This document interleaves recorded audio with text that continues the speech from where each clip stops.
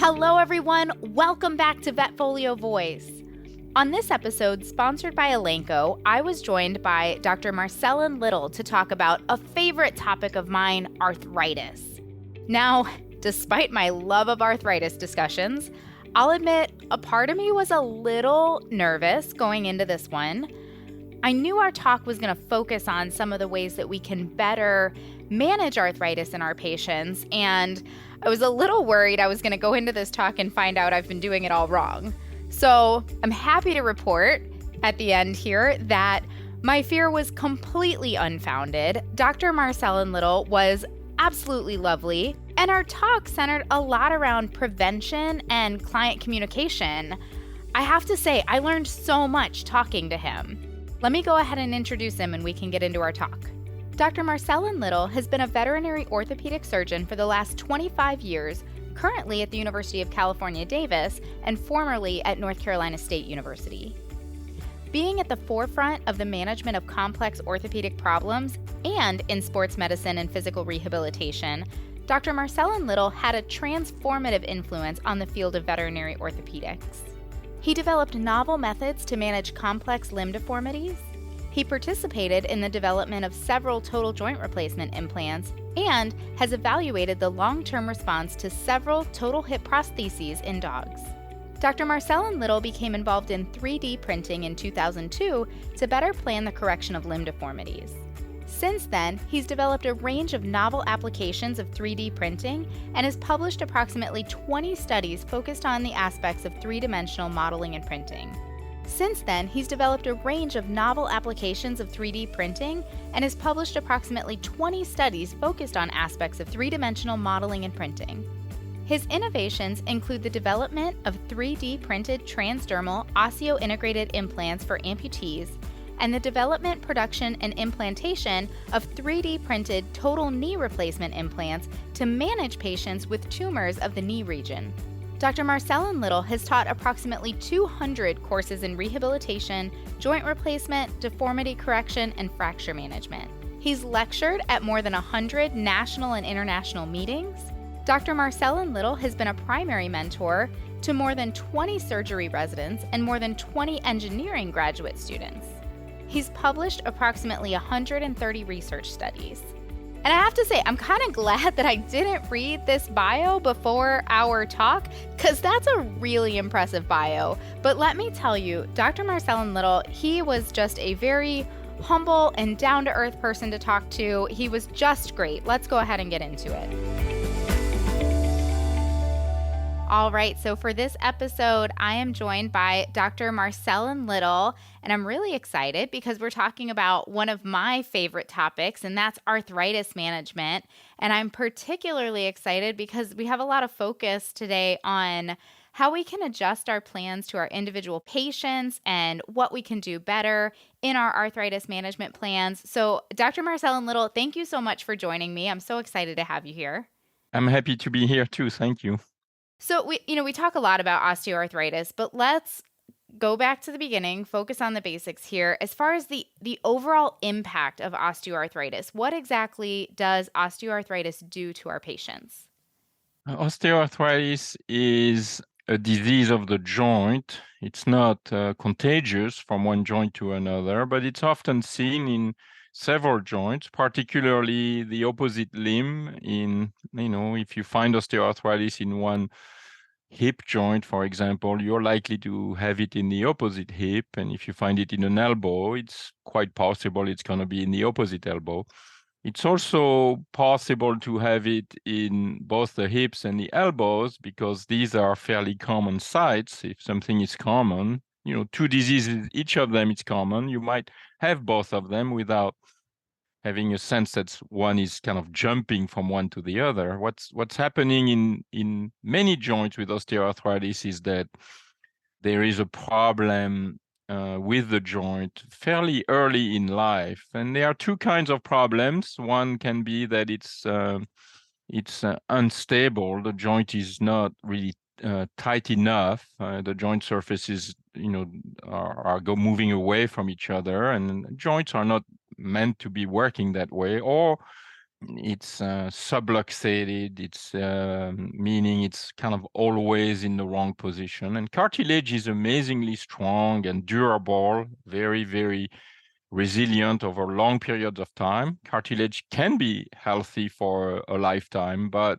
cartilage is not very good at dealing with either instability or subluxation. Cartilage works really well when things are lined up, but not very well at all, and not for very long when things are not lined up. In fact, it only takes a few weeks, maybe at most a few months, for the cartilage to really be damaged by instability or subluxation. So what's going on with OA if you have instability of subluxation or maybe some big trauma or an accident, but that's much less common than those other things, is that you're going to have a physiologic change, the little chemical reactions that are happening, what is called the homeostasis, the stability of the cartilage, how much cartilage is lost versus how much kind of new cartilage is formed or healed, is going to be out of balance. And inflammation is going to set in. Some cells are going to come in to try to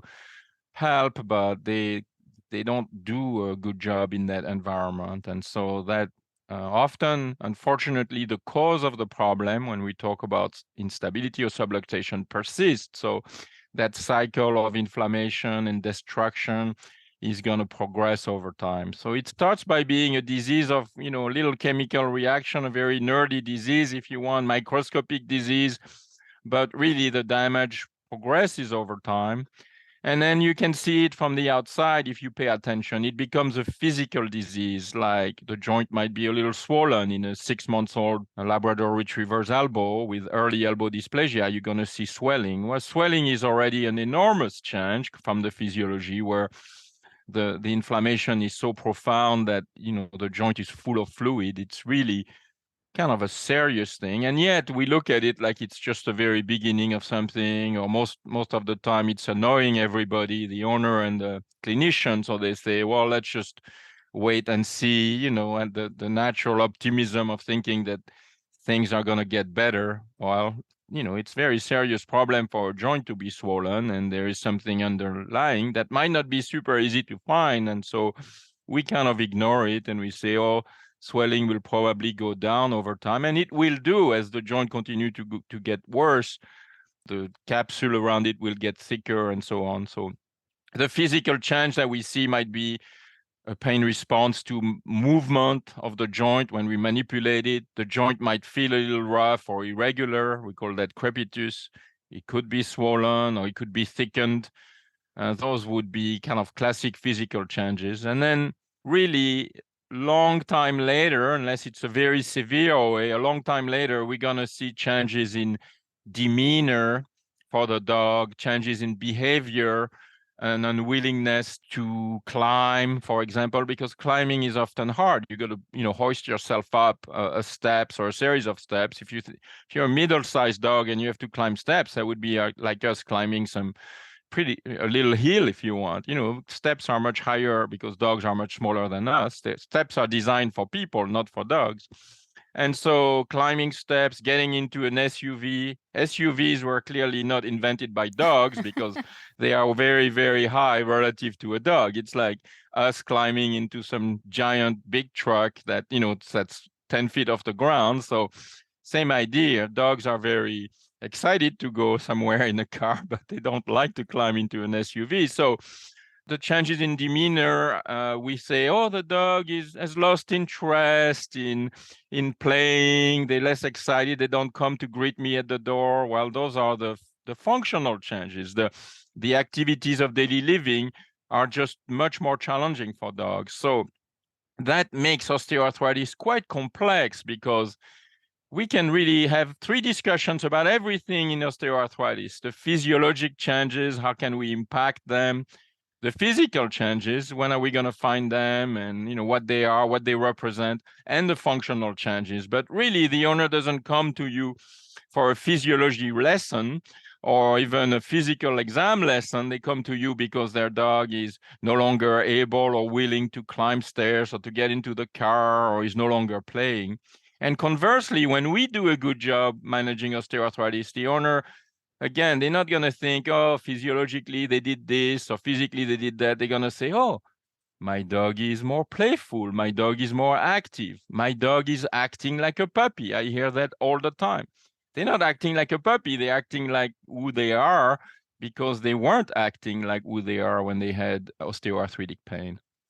I love that explanation and the focus on, getting that sort of deliverable for the owner, but understanding the complexity of what has happened leading up to this, and that by the time we're seeing these physical changes, that illustrating that something serious has already happened, and we need to make sure that we're taking that seriously and taking appropriate steps, because like you said, that swelling will eventually go down, and sometimes it can be easy to sort of play ostrich and go, let's see what happens, let's wait. And I think that was just a great explanation to illustrate why maybe that's not the best approach, and there's a lot of very serious, very complex things going on in this joint.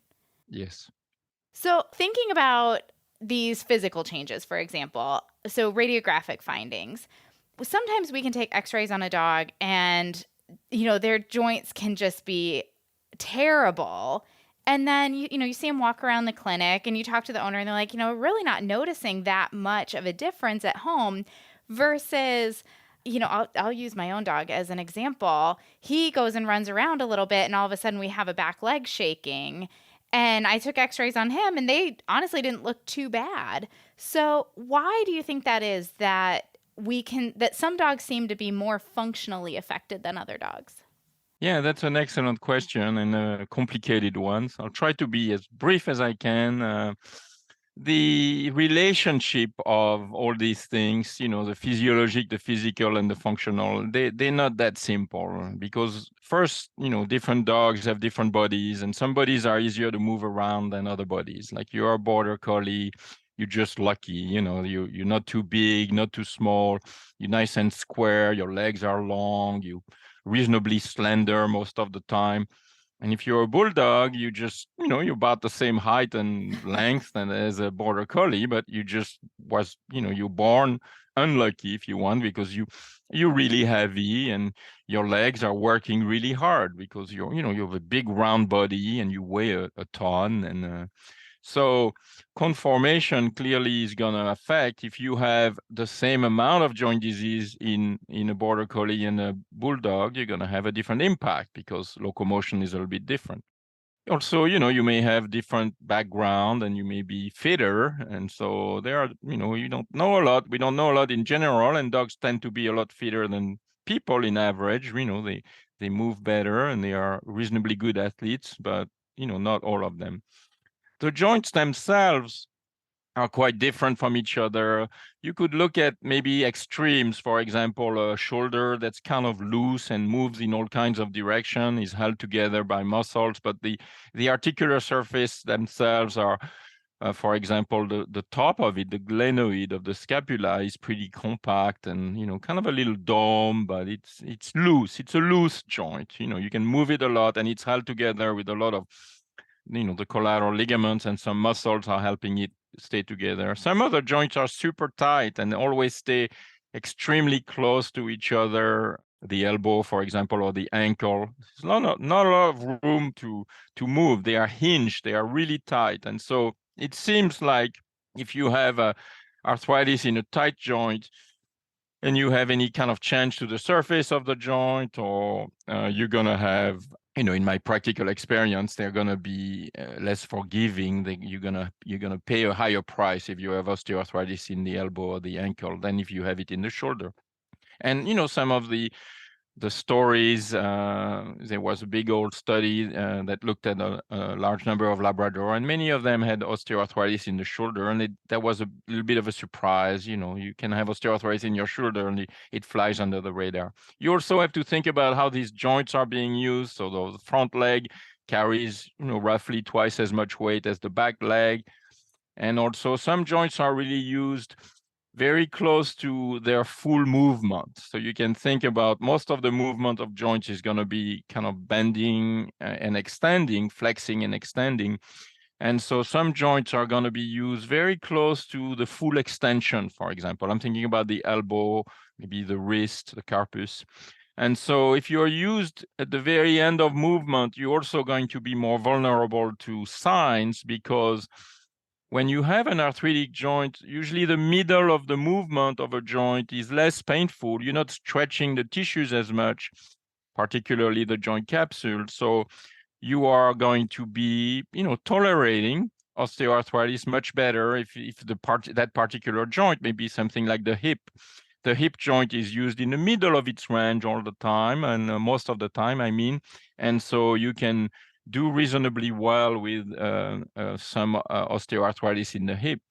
If you are stretching that joint capsule fully, so if you are, for example, a hip and you try to jump up a lot or gallop, then you're going to stretch your joint capsule more, and the signs, boom, suddenly the signs are there. And so the combination of conformation, weight bearing, and active range of motion through the daily activities is going to greatly influence what we really see on the outside, or the functional consequences of osteoarthritis, even though physiologically a hip can be more damaged than an elbow. It might look very different from the surface, or when a dog is trying to do its daily activities. I never really thought about it from that perspective, and it seems so clear when you explain it that way why we would see some dogs more affected than others. Yeah, that makes a lot of sense. Yeah, and if you're thinking about osteoarthritis as one disease, I don't know. I'm sure there are no simple disease, but some disease probably they affect one thing that's very specific, and they can be, you have a fever, you can have a low fever or a high fever, and maybe fever is fairly simple. At least, it's based on your temperature. But osteoarthritis in this case, if you think, oh, I'm going to treat it this way, I'm always treating osteoarthritis with this.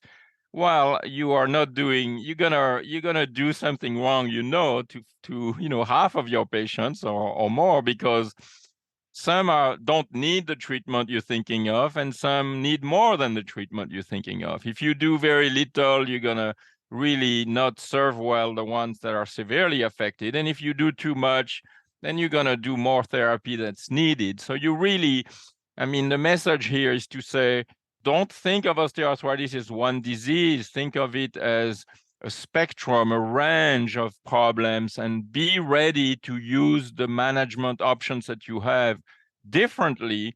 Maybe more options for some than others, or different options along the way. So you adapt your treatments, intensity, duration to what you're dealing with. Yes, and that is why we're here to have that discussion of how we can do that, and how we can view these patients as individuals and these diseases as individual processes, and kind of tailor our treatment plans. So let's talk about that. Let's get into that. When we do have a patient, for example, who's in a lot of pain, how would you recommend we alter our treatment plan? Well, the first thing you maybe try to do is to see what might have triggered that pain, because osteoarthritis wax and wanes. It will, you will have maybe a period of calm, and then you may trigger a symptom flare by doing something. Sometimes I've had clients tell me, every time I throw a frisbee, my dog runs after the frisbee. He limps for 3 days. And I'm thinking, good. Well, at least we know what not to do, even though people are always, they don't like to change at all. But maybe we can get going on preventing the symptom flare. So that's probably the wisest thing. Ergonomics, try to adapt things and say, let's just do something else that's going to be equally fun, and maybe that's not going to trigger a symptom flare. Obviously, it's a little bit like what is used in human medicine, rice. When you twist your ankle, you rest, you compression, elevation, and ice or something. So you could say, well, those things are probably reasonable. You want to rest, you want to potentially, you could use cold therapy because it's very safe, but it doesn't go very deep in the body, so it would really work for superficial joints. And then we're very fortunate. We have non-steroidal anti-inflammatory medication that are clearly, unequivocally effective at alleviating inflammation. And inflammation, in this case, is an important part of that cycle of, up and down signs that we're going to see. So we have to use our non-steroidal anti-inflammatory. They, once in a while, we will have an adverse event, but we're talking a few percent of patients are going to have a problem. So, out of 100, maybe three patients might have a problem statistically. That's what the literature says. So, but 100 dogs are going to feel better. We know it alleviates inflammation. So as we alleviate inflammation, we restart normal activities, and we want to make sure that and maybe we've modified our behavior a little bit. Doesn't have to be dramatic changes, but a little bit to say, let's make sure the next symptom flare doesn't come too quickly. And your life is between flares, and then you take it easy during your flare. So that's a kind of a good plan for a lifetime of management, where you say we're gonna, now we're talking about something a little bit different from looking at a dog once a year on a set date, if you want. We have to have a little bit of a relationship. We got to be able to talk to each other. So maybe somebody in our clinic will be the case manager, and they can be contacted as needed. We want to make sure that we don't give this anti-inflammatory for too short a period of time. For example, we don't want the symptoms or the signs to come back as soon as we stop the anti-inflammatory. So we want to pay attention to what happens at the end. We don't want a dog that's just depressed and unable to perform their activities. After we give the anti-inflammatory, maybe we can rebuild fitness and strength. And so you see how we're now starting to think about osteoarthritis a little bit differently, where we say it's about maintaining your mobility and your joy, your enthusiasm, your playfulness, and we are going to continue to exercise. We are just going to be a little bit more smart, and we're not going to say, exercise is catching a frisbee. Exercise can be a lot of different things, and we're going to try to choose the ones, several are possible, but they're going to be the ones that, work better for this particular situation. So I hear you, and I am completely on board. And I'm thinking to some of the client conversations that I'm anticipating. Maybe that's not a good thing to do, go into every conversation eyes wide open. So I guess conversations I've had with people in the past where the frisbee is a good example of, no, exercise is chasing a frisbee, and that can be a challenging conversation. But maybe even more so, getting people on board with, oh, they're just getting older, they're just slowing down, is not really normal. That there's a lot that we can do for those pets. Oh, they can't get in the car anymore, but that's okay. I can help them. And of course they can, but to say, but that's an indication of pain. I'm also thinking of the hurdles of, well, they don't cry out, and all the sort of roadblocks that will hit in those conversations where you and I know this is not normal. We can help this pet, but the owner's perception is there's nothing wrong, so there's nothing we need to treat. How do you handle those conversations? With the same difficulties than you have, because I think they are never easy to. It's never easy to debunk a myth. Myths become deeply rooted, and what you just did is, those are, basically some of fundamental myth, if you want, that people have about osteoarthritis. So, and for me, the number one myth is that osteoarthritis is a geriatric disease. So I think you are already behind, if you haven't discussed this myth ahead of time. So like, really, your best chance is to say, dogs are naturally passionate about, their owners, and they love people. Most dogs are gonna be joyful and friendly, and they don't live as long as people, but they are built to last as long as they live. So there are plenty of dogs that are old and that are still moving extremely well, and so we want to talk about the fact that osteoarthritis often is really not a geriatric disease, that it shows up earlier in life, and that it's not normal for a dog to be 5 or 6 years old and being unable to climb stairs if they were climbing stairs before. It's abnormal for a dog to be unable to go on a walk or become exercise intolerant. The enthusiasm doesn't go down with time, but and so, it's much easier, I think, to discuss, to educate along the way, seeing owners regularly for these checks, particularly if they are at risk. We know risk basically in different breeds and different conformation.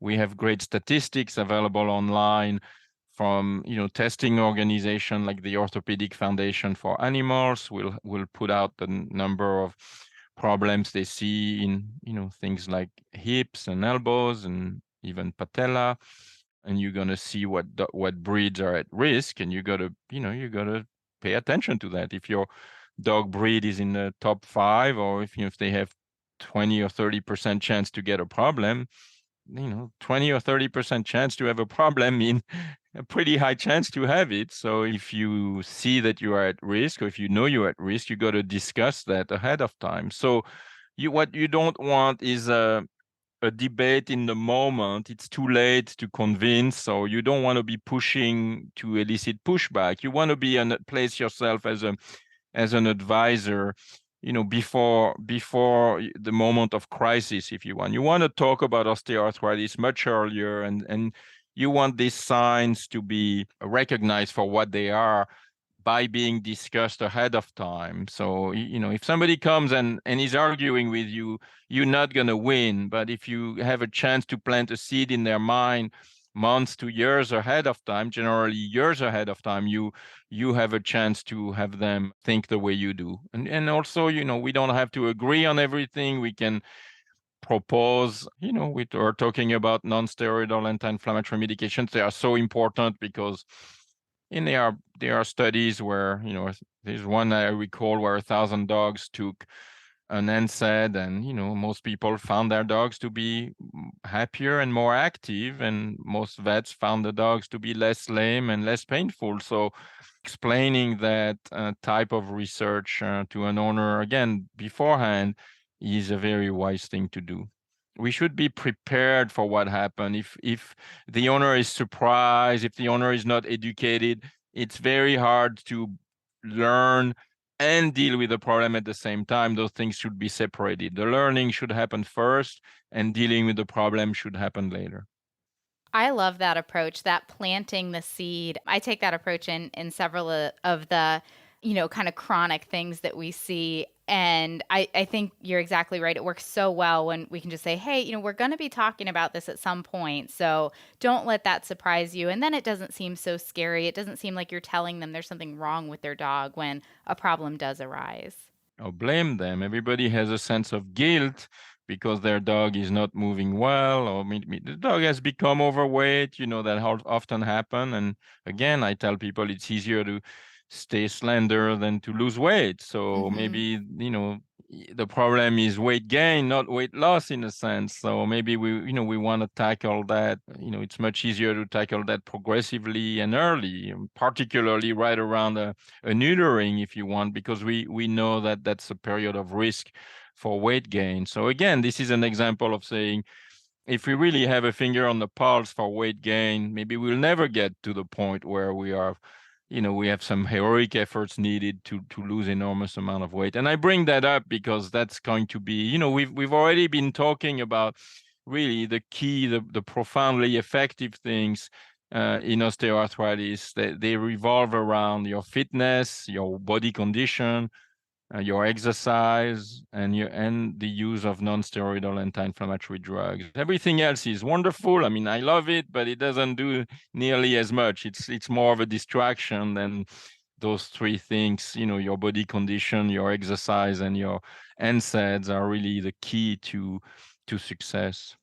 And talking about your exercise, I wanted to talk to you about some of the things that we are learning about exercise. And maybe I'm the one that's just learning these. Maybe this has been common knowledge for a while. But some of what I've heard recently when it comes to exercise is we're not talking about, taking your dog to the dog park and letting him run like a, crazy man for 2 hours once a week. This is more steady, daily, low impact exercise. Is that right? Am I understanding that correctly?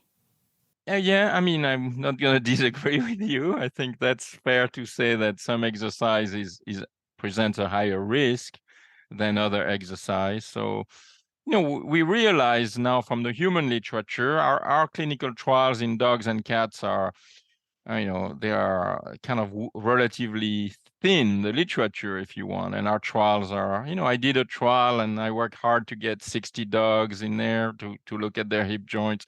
They were all Labradors. And, I'm kind of proud of what we found, but, it doesn't really have the depth and the size of a human clinical trials on osteoarthritis. So in my trial, I found an association between exercising more and limping less. It was not really, concluding that one really triggers the other. It was just looking at both of those, like there is an association between moving more and limping less. So clearly, moving more on the human side is in your best interest, and exercising more, an exercise trial, if you want, has a profound impact. It's as effective as an NSAID. That's saying a lot. These are things that remove a lot of the signs. And it actually lasts on the human side. I'm thinking specifically about the human knee. Exercise programs offer benefits for 2 to 4 months after their end, if they end. And you don't have to end them. You can just continue to exercise. So it's a very common joint, and it looks a bit like like dog osteoarthritis, the human knee, in a number of ways. That some people are very painful and for long periods of time, and some people tolerate it much better. And again, there's a lot of clinical trials on that. So we learn from those trials. Intensity that you were mentioning is more complicated because it seems from the human literature that actually exercising, and so on the human literature, they are going to look at how intense an exercise is based on whether you are above 75% of your maximum heart rate. And actually intensity is not a bad thing for osteoarthritis, but it's more like the trauma, if you want, created by the exercise. So we're going to look at the exercise and say, is that an exercise that's done and that's going to require stretching your joint capsule through extremes if you want. So now it doesn't make as much sense to do your exercise. But don't be afraid of intensity during exercise. Or you could say, I remember a very interesting human study that did a parallel clinical trial in water and on land, and found that, the functional benefits were actually equal in the two. So,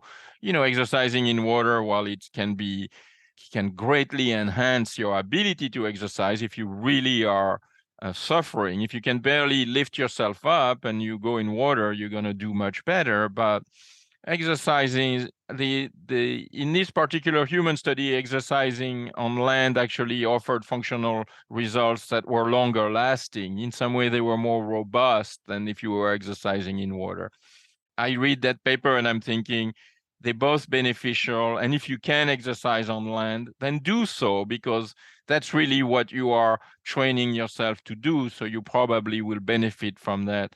You're doing something a little bit harder and it's going to be a little bit of a better result, or a result that will last longer. So in general, my thinking is exercise is very good if you can do it, and you don't want to be suffering an hour a day to feel a little bit better the rest of the time. So you want to be, you can be challenged a little bit. It's okay to have a slightly effortful exercise, but it shouldn't be, you should look reasonably good during and in the few hours that follow that exercise. So the more I read and learn and practice, the more flexible I am about what people want to do, with the idea that I don't want to be restrictive or too prescriptive. I want to let them do, walking on a trail is probably, the most amazing exercise if that's an option for people.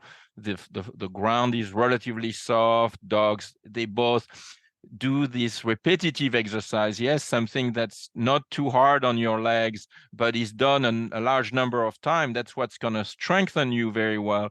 But at the same time, it's not super straight and flat. So you're going to move a little bit side to side. You can imagine you're not only working on your strength, but you're working on your core strength in addition to your limb strength, because your body is kind of twisting gently. You are shifting weight side to side, so you're working on your balance, your ability to feel the ground better. All these things can be impaired when you have osteoarthritis. So variety is very good. Intensity is not too bad if you tolerate it, and and doing it regularly. We know that from exercise. If you exercise once a week, it's probably barely enough to kind of keep what you have, but it's much better to do a bit less of exercise, but do it 3 times a week or 5 times a week. Those are wonderful exercise programs. So if we can manage to implement that with the owner, have an owner that's alert, that does the right amount, that's done regularly, then you succeed and you have something that can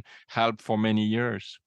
So it sounds like there's, some more ideal ways to exercise as far as duration, frequency, type, but ultimately the correlation is move more, limp less. Unless, of course, you have this dog you mentioned earlier where every time you throw the frisbee, he limps for 3 days. Maybe that's that one we need to stay away from. But in general, just keeping these dogs moving in general.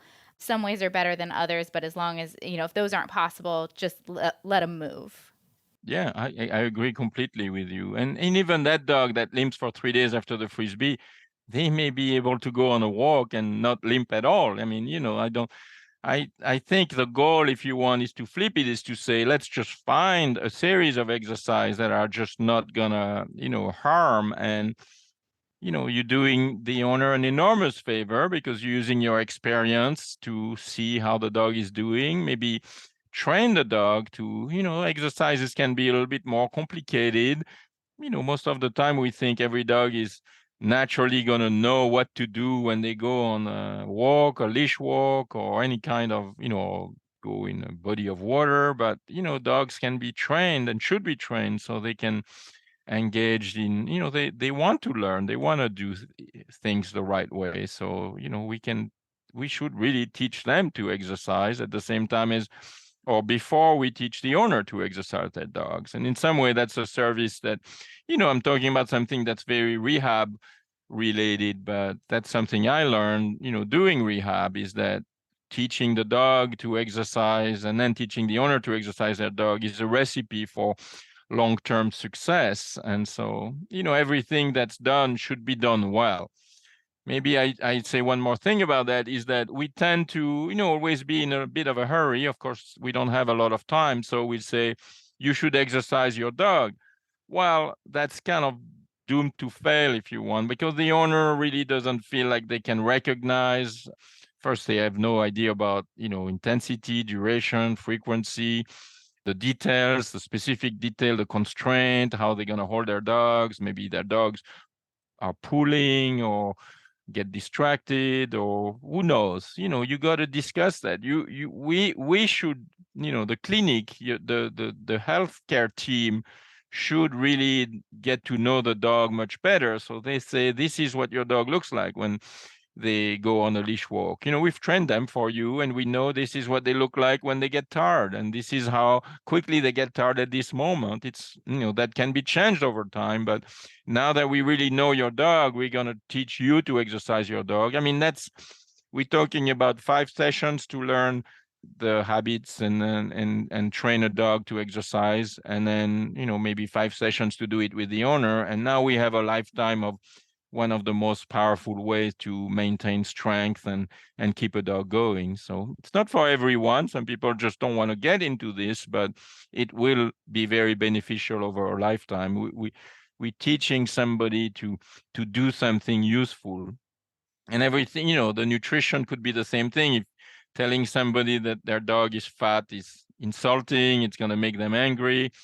You're not going to achieve anything, but you want to have that roadmap to say, well, we're going to really look in that nutrition and we're going to help you get back to optimal body condition. And again, that might take 5 visits or 10 visits, doesn't matter, but if we can set up a good long-term behavior with that, I mean, we've achieved something extremely beneficial over our lifetime as it relates to osteoarthritis and other issues.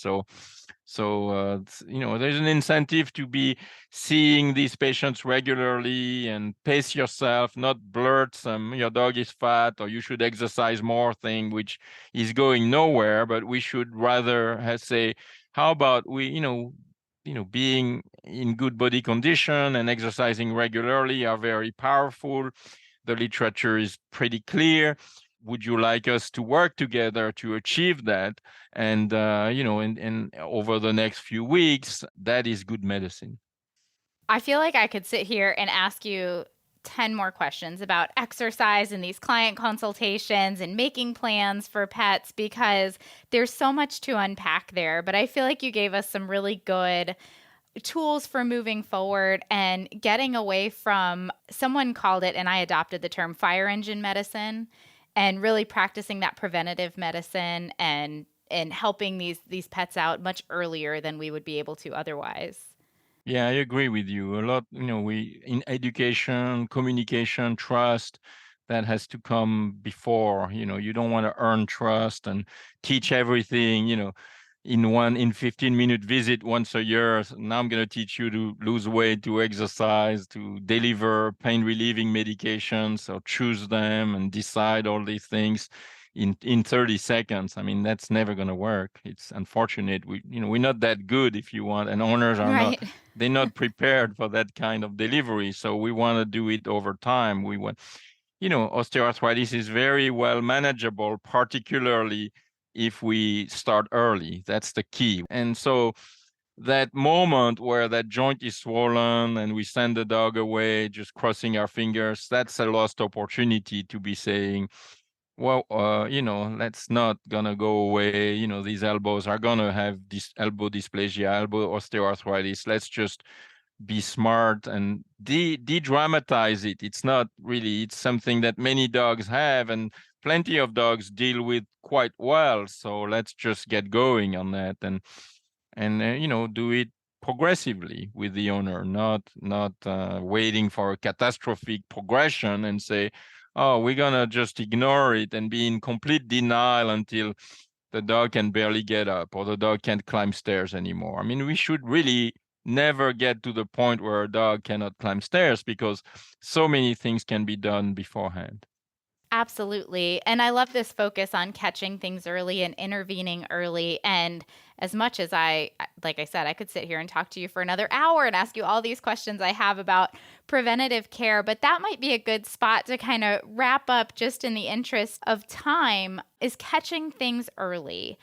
Obviously, if we have a dog who, has slowed down, quote unquote, or can't get up the stairs, can't get in the car, is limping after playing frisbee, those are kind of obvious presentations. But we're talking about, this is a progressive disease that starts early.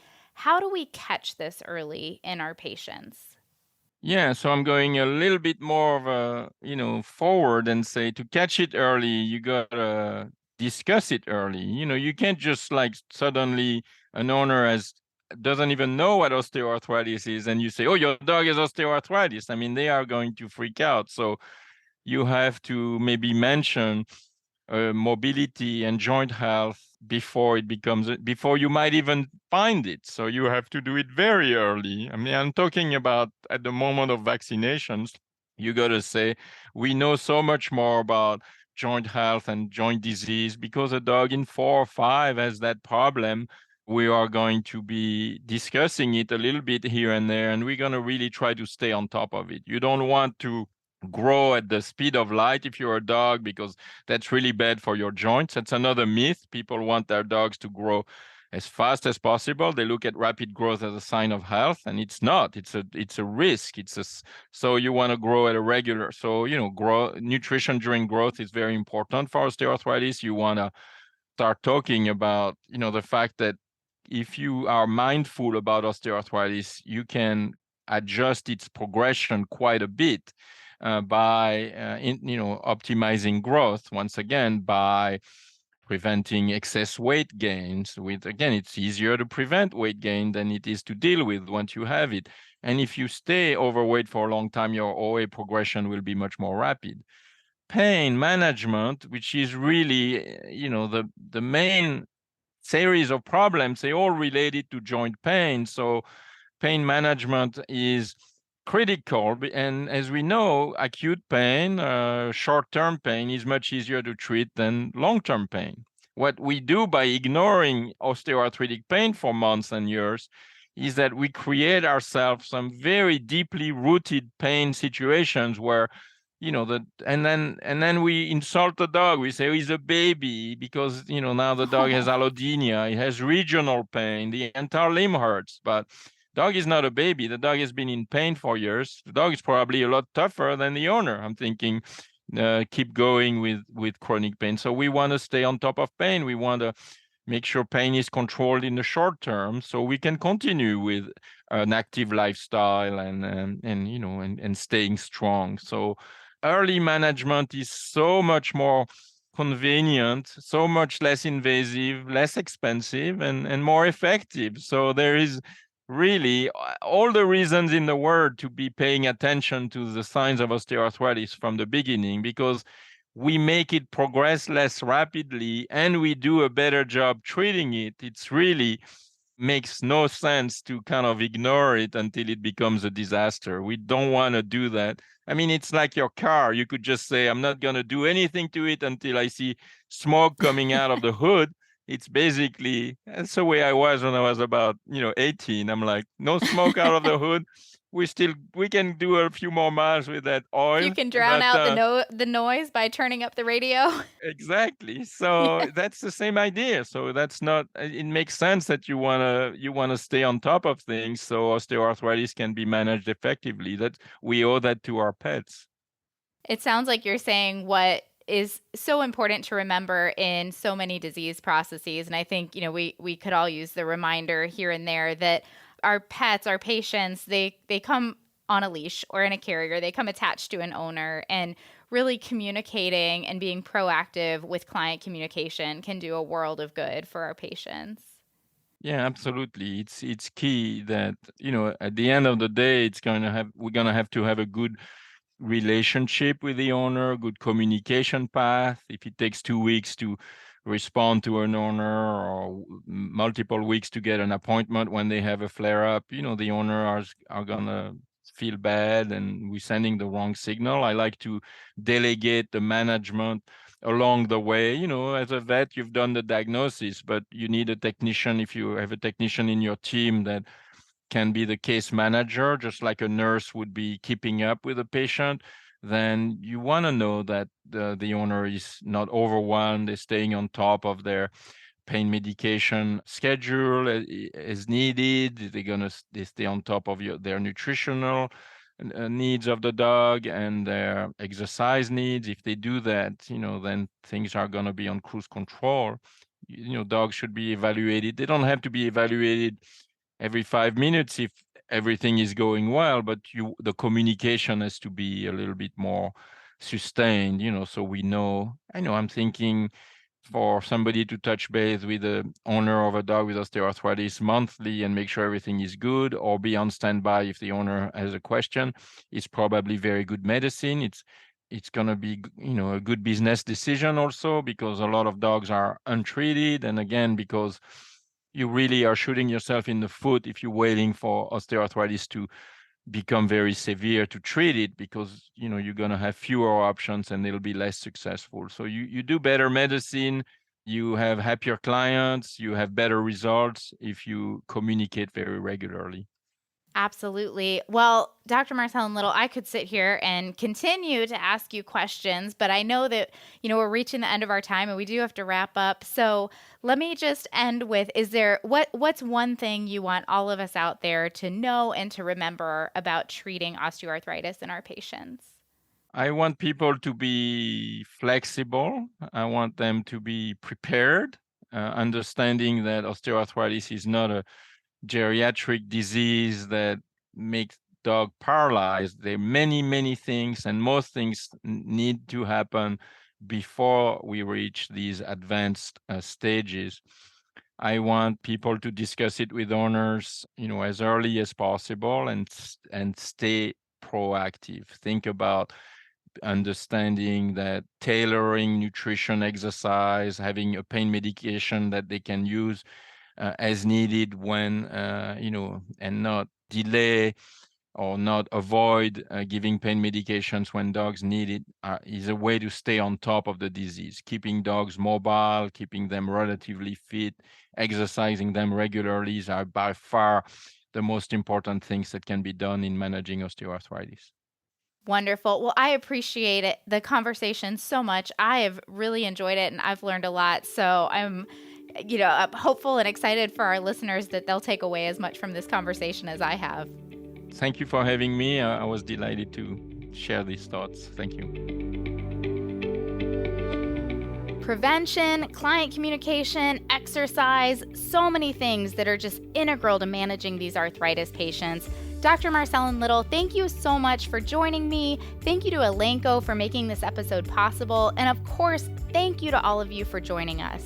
For more episodes like this, click on the Education tab on the VetFolio website. As always, we'd love to hear your input on this talk, as well as ideas for topics you'd like to hear from us in the future. Feel free to reach out to me at dvm@vetfolio.com. You can also visit my Facebook page at Dr. Cassi DVM, and you can find me on LinkedIn. And remember, if one animal is better off because of you today, it's a great day.